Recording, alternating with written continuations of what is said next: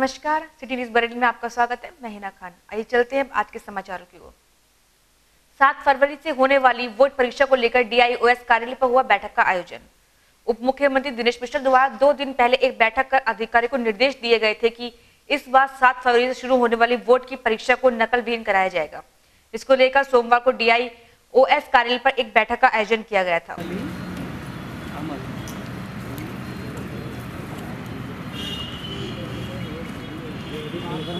बैठक की अध्यक्षता ADIOS रामभरन राजभर ने की। इस मौके पर सभी स्कूलों के संचालन आदि भी मौजूद रहे। तथा सभी को निर्देशन दिया गया कि हर कमरे में कैमरे की निगरानी में बच्चों की परीक्षा संपन्न कराई जाए।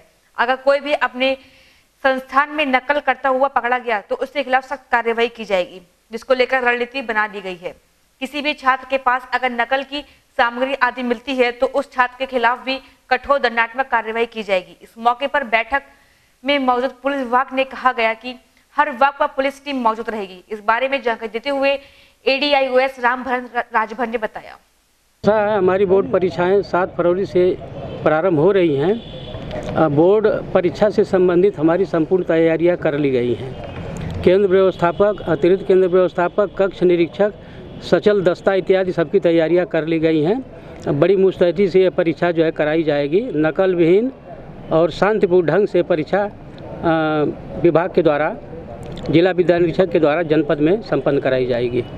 हमारे कारागार को लेकर के कुल 128 केंद्र बनाए गए हैं और इतने ही केंद्र व्यवस्थापक और इतने ही जो अतिरिक्त केंद्र व्यवस्थापक लगाए गए हैं। हमारे आकलन के अनुसार जो है कुल जो है 22 जो है संवेदनशील सेंटर्स चिन्हित किए गए हैं, जिसमें 4 जो है अति संवेदनशील हैं तथा बाकी जो 18 बच रहे हैं वो जो है संवेदनशील केंद्र बनाए गए हैं। हमने तो केंद्र के हिसाब से जो है पुलिस अधीक्षक महोदय के द्वारा जो भी सूचना मांगी गई उसी के क्रम में मेरे द्वारा जो है केंद्र की सूची उनको भेज दी गई है। अपने स्तर से व्यवस्था करेंगे। बेसिक स्कूलों में बच्चों की पढ़ाई की गुणवत्ता बढ़ाने के लिए खुलेगी लाइब्रेरी। शिक्षा को प्रोत्साहन व छात्र छात्राओं को पढ़ाई में रुचि दिलाने के लिए सरकार ने एक बहुत ही सराहनीय कदम उठाया है। इसके लिए प्राइमरी व जूनियर स्कूलों में लाइब्रेरी खोली जाएगी, जिसमें अखबार, साहित्यिक रचनाएं, पढ़ाई से संबंधित पुस्तकें आदि रखी जाएंगी। जिसके लिए हर स्कूल में एक लाइब्रेरी भवन का निर्माण भी कराया जाएगा। इसकी तैयारी के लिए सरकार द्वारा प्राइमरी स्कूल के लिए 5,000 रुपए व जूनियर स्कूल के लिए 10,000 रुपए की सहायता राशि दी जा रही है, जिसको सरकार 3 किस्तों में देगी। इसकी पहले की सरकार द्वारा 2,000 रुपए आ चुकी है। इसके बारे में जानकारी देते हुए BS संजय त्रिपाठी ने बताया, शासन से प्रति विद्यालय PS के लिए 5,000 रुपये और UPS के लिए उच्च प्राथमिक विद्यालय के 10,000 रुपये का बजट आया है, जिसमें से अभी विद्यालयों के लिए 2,000 रुपये भी हमें प्राप्त हुए हैं प्रति विद्यालय। तो और उसमें पूरे निर्देश दिए गए कि कहाँ से बुक्स ली जाएंगी। NBT की बुक्स ली जाएगी और एक सुझात्मक जो है सूची वहाँ से भेजी गई है बुक्स की, और वही जो है हम लोग को पैसा ट्रांसफ़र कर देंगे विद्यालय प्रबंध समिति में, और वो लोग जो प्रधानाध्यापक है वहाँ के वो NBT की बुक्स लेंगे और वो बच्चों के लिए काफ़ी उनसे उनकी पठन क्षमता भी बढ़ेगी और उनको ज्ञानात्मक जो है वो विकास होगा बच्चों का। पहाड़ों पर बर्फ की गलन से शहर में बढ़ाई लोगों की दिक्कतें, लोग कांपने पर हुए मजबूर। पहाड़ों पर हुए हिमपात के बाद उसकी गलन से शहर में अपना असर दिखा दिया है। पहाड़ों की ठंडी हवा से ठंडो मानो दोबारा लौट आई है। 2 दिन से शहर के लोग का जीवन ठंड के कारण अस्त व्यस्त हो रहा है। कड़ाके की ठंड के चलते दूसरे दिन सुबह से ही कोहरा व गलन से लोग परेशान हैं। हालांकि दोपहर के समय धूप तेज होने से लोगों को राहत की सांस मिली। कोहरे के कारण महिला इंजन की चपेट में आई, मौके पर मौत। थाना बादरी के एयरफोर्स गेट पर रहने वाली ऋतु शर्मा भास्कर हॉस्पिटल में काम करती थी। सुबह जब वह अपनी ड्यूटी पर जा रही थी, सुबह लाइन पार करते समय अधिक कोहरा होने के कारण उन्हें रेल इंजन दिखाई नहीं दिया, जिससे वह उसकी चपेट में आ गई और मौके पर ही मौत हो गई। इसकी सूचना जब परिजनों को मिली तो कोहराम मच गया।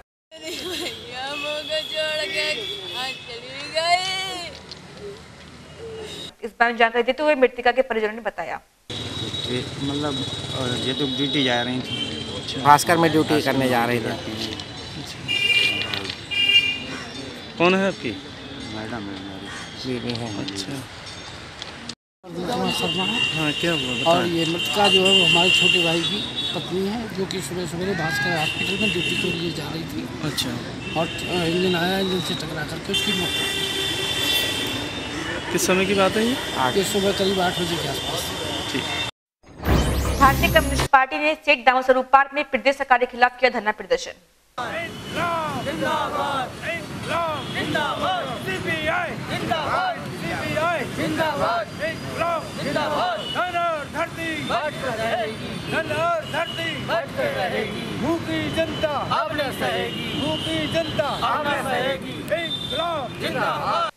सोमवार को सेठ दामो स्वरूप पार्क में भारतीय कम्युनिस्ट पार्टी के पदाधिकारी व कार्यकर्ताओं ने केंद्र सरकार पर निशाना साधते हुए धरना प्रदर्शन किया।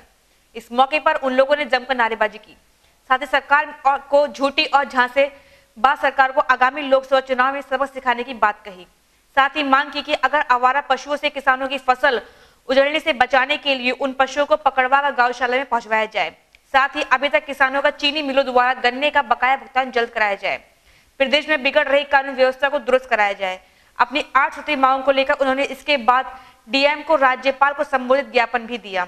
इस बारे में जानकारी देते हुए पार्टी के पदाधिकारी पीसी पंत ने बताया, ये हमारे प्रदेश स्तर से और केंद्र से जो हम लोगों को कहा गया है कि इस सरकार जो है, योगी सरकार जो है, पूरी तरीके से विफल होती जा रही है और इसने जो भी वादे किए थे सारे वादे इनके सब झूठे टाइप के हैं। किसानों की जो फसल को उजाड़ रहे हैं, गायें जो इन्होंने गायें जो छोड़ रखी हैं, जो गौशालाएं बना रखी हैं, वो गौशालाओं में कुछ भी नहीं कर रहे हैं। जो ट्रस्टी हैं, ट्रस्टी लोग उस जो जनता का पैसा सरकार उनको दे रही है, उस जनता के पैसे को जो अपने बंदर बांट करके खा रहे हैं और जो वहाँ से जो आवारा गायों को आवारा करके छोड़ दे रहे हैं, जो किसानों का नुकसान कर रही हैं। में लूट हो रही है, धानों में लूट हुई है। किसान को क्या तक प्राइवेट आदमी सरकारी तंत्र जो है नहीं तोल करके उस पर सीलन दिखा करके उसको गीला दिखा करके वापस कर दे रहा है और व्यापारी को दे रहा है। ये लूट बंद करी जाए। आलू का दाम पूरी तरीके से नहीं दिया जा रहा है, उनकी खुदाई तक नहीं आ रही है। तो इसलिए ये जो धरना जो है हम इस सरकार को जगा रहे हैं। इस मौके पर राजेंद्र सिंह चौहान, डीडी बेलवाल, रामनाथ राठौर आदि लोग मौजूद रहे। बिजली विभाग की सरचार्ज योजना की बड़ी डेट, 15 फरवरी तक कर सकते हैं आवेदन, 100% मिलेगी ब्याज में छूट। बिजली विभाग ने उपभोक्ताओं को बहुत बड़ी राहत दी है। सरकार के द्वारा बिजली विभाग ने सरचार्ज को 100% माफ कर दिया है। इसका लाभ उठाने के लिए उपभोक्ता अब 15 फरवरी तक आवेदन कर सकते हैं। साथ ही वह अपने बिल को 3 बार में जमा कर सकते हैं, जिसकी अंतिम तिथि 31 मार्च है। इस योजना का लाभ घरेलू, कमर्शियल, नलकूप उपभोक्ता उठा सकते हैं। इस बारे में जानकारी देते हुए चीफ इंजीनियर एसके सक्सेना ने बताया, उत्तर प्रदेश सरकार द्वारा छोटे उपभोक्ताओं को राहत देने के लिए, किसानों को राहत देने के लिए एक योजना लॉन्च की गई है। इस योजना के अंतर्गत दिसंबर 2018 तक का जो भी बकाया धनराशि होगी, जिस पे जितना भी सरचार्ज लगा होगा, वो सरचार्ज जो है सरकार माफ़ कर रही है।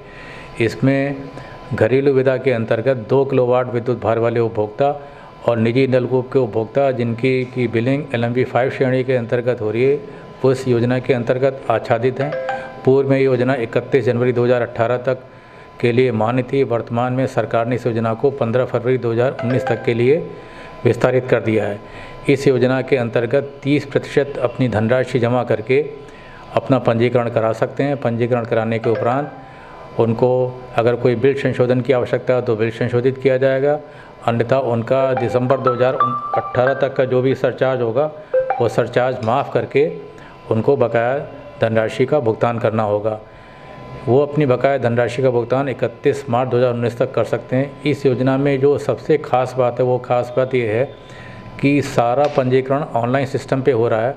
अतः जो हमारे बिल क्लर्क या जो भी स्टाफ, कई बार ऐसा होता था कि उस योजना के अंतर्गत उन्होंने रजिस्ट्रेशन करा, रजिस्टर पे चढ़ाया या नहीं चढ़ाया, तो वो इस बार इस त्रुटियां नहीं होने वाली हैं, क्योंकि सारा ऑनलाइन पंजीकरण होगा। ऑनलाइन पंजीकरण होने पर कॉरपोरेशन के अंतर्गत हर व्यक्ति इस चीज़ को देख सकता है कि कितने उपभोक्ताओं का पंजीकरण हुआ, कितने उपभोक्ताओं का बिल संशोधन इत्यादि किया गया है।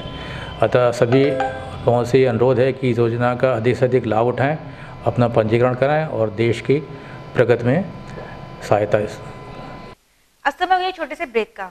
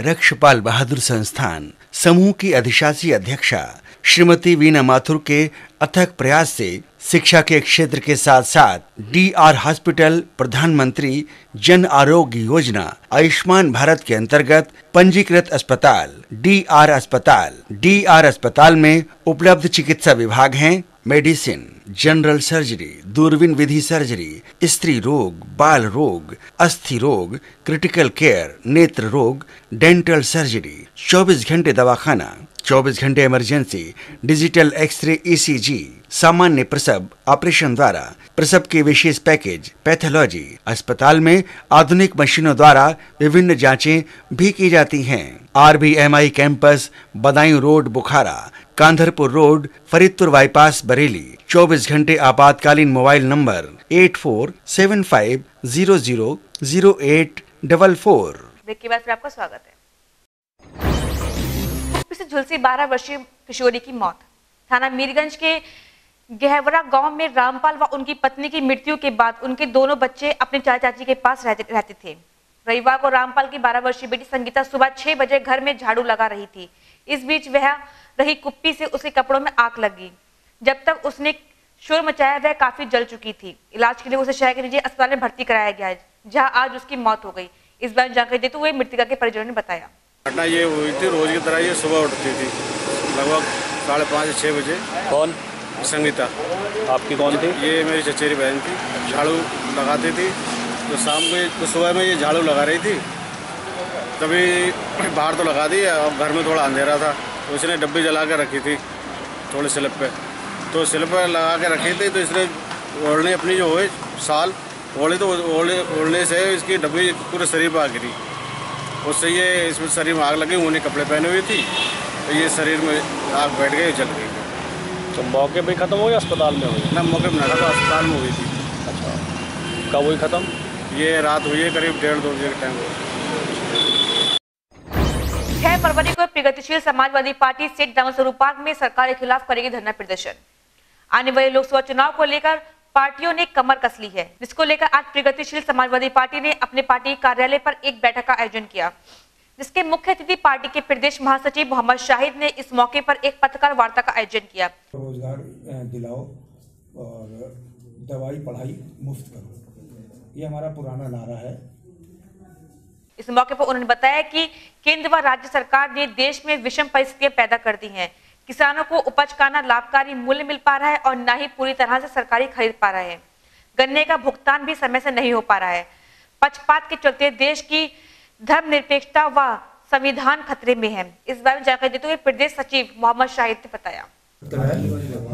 मुख्य मांगे हमारी हैं किसान और उत्तर प्रदेश में जर्जर कानून व्यवस्था और नौजवान बेरोजगार, ये मुख्य मुद्दे हैं हमारी प्रदर्शन के।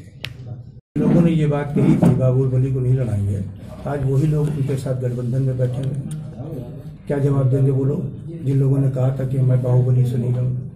बाहुबली का वो क्या है? बाहुबली किसको कहेंगे आप? जब तक उसका ऊपर दोष रोपित न हो, दोषारोपण न हो जाए, तब तक नहीं माना जा सकता। पुरानी पेंशन बहाली को लेकर मिनिस्ट्रियल एसोसिएशन इरिगेशन डिपार्टमेंट ने जिला विशिष्ट अधिकारी को ऑफिस में किया जेल भरो आंदोलन। सोमवार को पुरानी पेंशन बहाली को लेकर मिनिस्ट्रियल एसोसिएशन इरिगेशन डिपार्टमेंट ने जिला विशिष्ट अधिकारी के ऑफिस में दोपहर 12 बजे से लेकर 3 बजे तक जेल भरो आंदोलन कर सरकार के खिलाफ जमकर नारेबाजी की।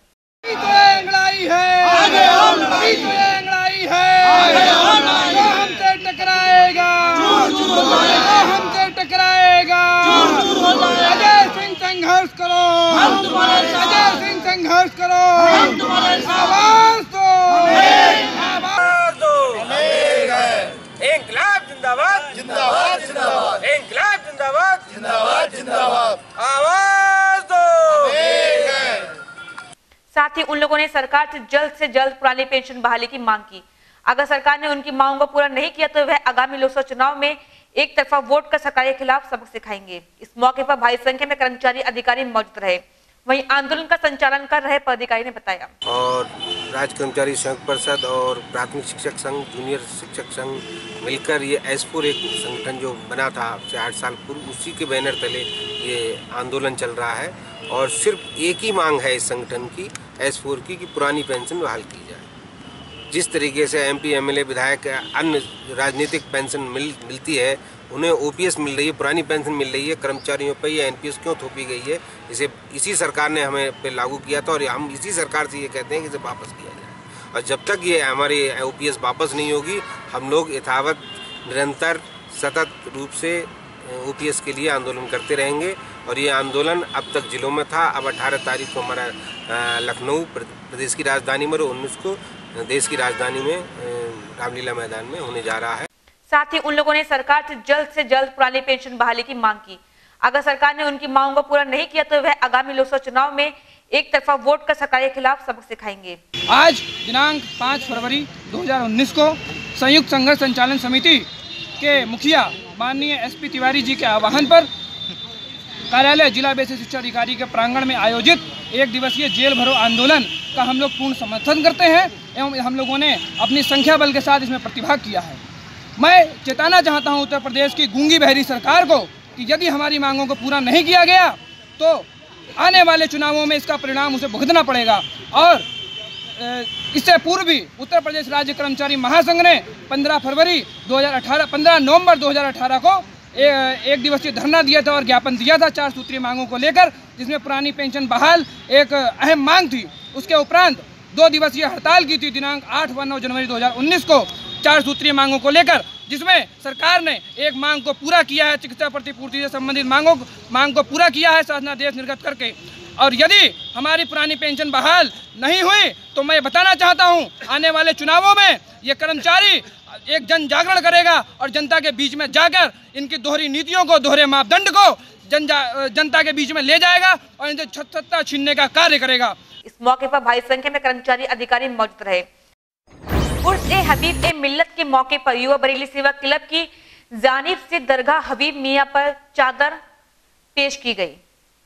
साथ ही लोगों को उर्स मुबारकबाद भी दी गई। इस मौके पर गुलफाम अंसार ने कहा कि बुजुर्गों की वजह से हिंदुस्तान में अमन भाईचारा कायम है और गंगा यमुना तहजीब की दुनिया में मिसाल कायम है। इस मौके पर गुलफाम अंसारी, बबलू जाफरी, डॉक्टर अहमद, कामरान खान, हाजी मिर्जा आदि लोग मौजूद रहे। इस कार्यक्रम की जानकारी देते हुए गुलफाम अंसारी ने बताया, उर्स हबीबी मिल्लत के मौके पर हमारे युवा बरेली सेवा क्लब में आज यहाँ चादर पोशी करने आए हैं और बुजुर्गों से हम ये दुआ मांगने आए हैं कि हमारे बुजुर्ग जो हैं बरेली में, जिन्होंने इस्लाम का आगे बढ़ाया है, हबीबी मिल्लत में दुनियावी और दीनी तालीम जो हम लोगों के आगे बढ़ाई है, जिसकी वजह से हर मोमिन के दिलों में ईमान जागा है। और हम आज इस मौके पर मुल्क की अमन और इस दरगाह पर मुल्क के अमन और भाईचारे के लिए आए हैं और दुआ कर रहे हैं कि इस शहर में अमन बना रहे और हमारे जो बुजुर्ग हैं, बुजुर्गों का साया हमेशा हमारे पास सर पे रहे, इनके कारवां को हम आगे बढ़ाते हैं। महानगर समाजवादी छात्र सभा के पदाधिकारियों ने कुलपति का किया घेराव। विश्वविद्यालय ने जुमे के दिन दोपहर की पाली में परीक्षा कराना सुनिश्चित किया है। साथ में किसी ठेके में आपकी मगर ये हमारे जूनियर हैं, ठीक है, अब तक जमाने छोड़े बैठे हम, ये आपको ज्ञापन दिए थे और जायज मांग थी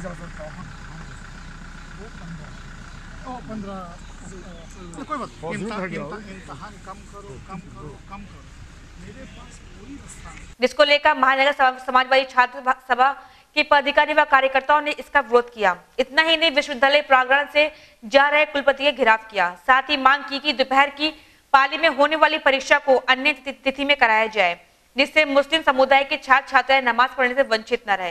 इसकी जानकारी देते हुए महानगर समाजवादी छात्र सभा के पदाधिकारी ने बताया, छात्रों को जुमे के दिन परीक्षा होने जा रही है, इससे बहुत बड़ी दिक्कत है। शुक्रवार को अगर परीक्षा 11 से 2 की पाली में होती है तो तमाम छात्र छात्राएं जुमे की नमाज से वंचित हो जाएंगे, जो गलत है।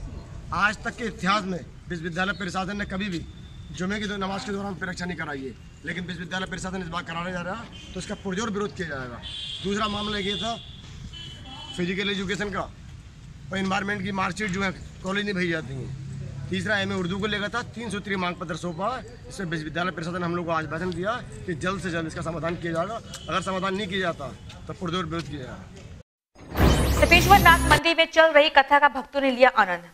3 तारीख से कलश यात्रा के साथ मंदिर श्री तपेश्वर नाथ में कथा का शुभारंभ किया गया। कथा का समापन 9 फरवरी को समापन होगा। कथा के तीसरे दिन कथा व्यास पंडित विष्णु शर्मा ने कन्हैया जी के बाल स्वरूप का बहुत ही खूबसूरत वर्णन किया। वासुदेवाय प्रभु वासुदेवाय, वासुदेवाय प्रभु वासुदेवाय, वासुदेवाय प्रभु वासुदेवाय, वासुदेवाय प्रभु वासुदेवाय, वासुदेवाय प्रभु वासुदेवाय, वासुदेवाय प्रभु वासुदेवाय। जिसे सुन भक्त भाव विभोर हो गए। अब एक विशेष सूचना, खबर देखने के लिए अपने मोबाइल के YouTube पर जाकर सिटी न्यूज को सब्सक्राइब कर सकते हैं। सिटी न्यूज में खबर देने के लिए हमारे संपर्क करें। Phone number 8954961313। यह हमारे कार्यालय पर संपर्क कर सकते हैं। हमारा पता है सिटी न्यूज बरेली, निकट गंगाशील हॉस्पिटल, डीडी पुरम, बरेली। समाचार यही खत्म होता है। अगले बुलेटिन में फिर मुलाकात होगी। नमस्कार।